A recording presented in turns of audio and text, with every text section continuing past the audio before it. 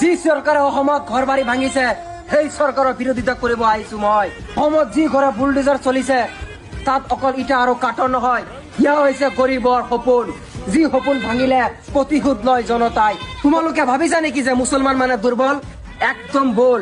মুছলমান হৈছে এটা সাহস, যি সাহস একমাত্ৰ অন্তিম সময়ত দেখায় আৰু এই সাহস বেছি ভয়ানক হয়। এজন গৰীবে যেতিয়া মাত দিয়ে সেয়া মাত নহয়, এয়া হৈছে বজ্ৰৰ ধ্বনি। আজিৰ পৰা প্ৰতিটো গৰীবে হব বিপ্লৱৰ সিপাহী। তোমালোকে আমাৰ ঘৰ উজাইছা ঠিক আছে, কিন্তু মনত ৰাখিবা মুছলমান যেতিয়া চকু ৰঙা কৰিব সেইদিনা চৰকাৰৰ বুকু কঁপি উঠিব। অসমৰ আৰক্ষীসকলক কম যে ইয়াৰ পৰা আসাম পুলিচটো এৰি বিজেপি পুলিচ বুলি লিখক, ইয়াৰ পৰা অসম আৰক্ষী বাদ দি বিজেপি আৰক্ষী লিখক। গোৱালপাৰা পাইকানত আজি মানুহ নিহতাল, এটা ধৰ্ম নিহতাল। আজি মোৰ প্ৰশ্ন, উচ্ছেদৰ নামত মানুহক গুলি কৰিব লাগে নেকি? মুছলমান হোৱাৰ অপৰাধত যদি গুলি খাবই লাগে তেনে দেশত গণতন্ত্ৰ বাচি থাকিবনে? আজিৰ গোৱালপাৰাৰ পাইকানাৰ ঘটনাই প্ৰমাণ কৰিলে যে মুছলমান হবলৈ সাহস লাগে। যি চৰকাৰে অসমত ঘৰ বাৰী ভাঙিছে সেই চৰকাৰৰ বিৰোধিতা কৰিব আহিছো মই। অসমত যি ঘৰে বুলডোজাৰ চলিছে তাত অকল ইটা আৰু কাঠৰ নহয়, ইয়া হৈছে গৰীবৰ সপোন। যি সপোন ভাঙিলে প্ৰতিশোধ লয় জনতাই। তোমালোকে ভাবিছা নেকি যে মুছলমান মানে দুৰ্বল? একদম ভুল। মুছলমান হৈছে এটা সাহস, যি সাহস একমাত্ৰ অন্তিম সময়ত দেখায় আৰু এই সাহস বেছি ভয়ানক হয়। এজন গৰীবে যেতিয়া মাত দিয়ে সেয়া মাত নহয়, এয়া হৈছে বজ্ৰৰ ধ্বনি। আজিৰ পৰা প্ৰতিটো গৰীবে হব বিপ্লৱৰ সিপাহী। তোমালোকে আমাৰ ঘৰ উজাইছা ঠিক আছে, কিন্তু মনত ৰাখিবা মুছলমান যেতিয়া চকু ৰঙা কৰিব সেইদিনা চৰকাৰৰ বুকু কঁপি উঠিব।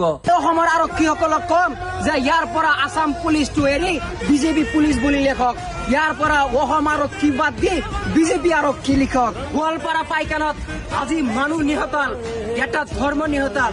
আজি মোৰ প্ৰশ্ন, উচ্ছেদৰ নামত মানুহক গুলি কৰিব লাগে নেকি? মুছলমান হোৱাৰ অপৰাধত যদি গুলি খাবই লাগে তেনে দেশত গণতন্ত্ৰ বাচি থাকিবনে? আজিৰ গোৱালপাৰাৰ পাইকানাৰ ঘটনাই প্ৰমাণ কৰিলে যে মুছলমান হবলৈ সাহস লাগে। যি চৰকাৰে অসমত ঘৰ বাৰী ভাঙিছে সেই চৰকাৰৰ বিৰোধিতা কৰিব আহিছো মই। অসমত যি ঘৰে বুলডোজাৰ চলিছে তাত অকল ইটা আৰু কাঠৰ নহয়, ইয়া হৈছে গৰীবৰ সপোন।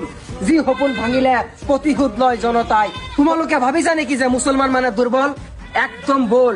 মুছলমান হৈছে এটা সাহস, যি সাহস একমাত্ৰ অন্তিম সময়ত দেখায় আৰু এই সাহস বেছি ভয়ানক হয়। এজন গৰীবে যেতিয়া মাত দিয়ে সেয়া মাত নহয়, এয়া হৈছে বজ্ৰৰ ধ্বনি। আজিৰ পৰা প্ৰতিটো গৰীবে হব বিপ্লৱৰ সিপাহী। তোমালোকে আমাৰ ঘৰ উজাইছা ঠিক আছে, কিন্তু মনত ৰাখিবা মুছলমান যেতিয়া চকু ৰঙা কৰিব সেইদিনা চৰকাৰৰ বুকু কঁপি উঠিব।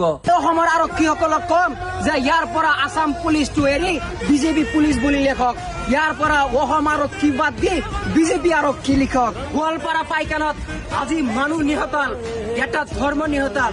আজি মোৰ প্ৰশ্ন, উচ্ছেদৰ নামত মানুহক গুলি কৰিব লাগে নেকি? মুছলমান হোৱাৰ অপৰাধত যদি গুলি খাবই লাগে তেনে দেশত গণতন্ত্ৰ বাচি থাকিবনে? আজিৰ গোৱালপাৰাৰ পাইকানাৰ ঘটনাই প্ৰমাণ কৰিলে যে মুছলমান হবলৈ সাহস লাগে।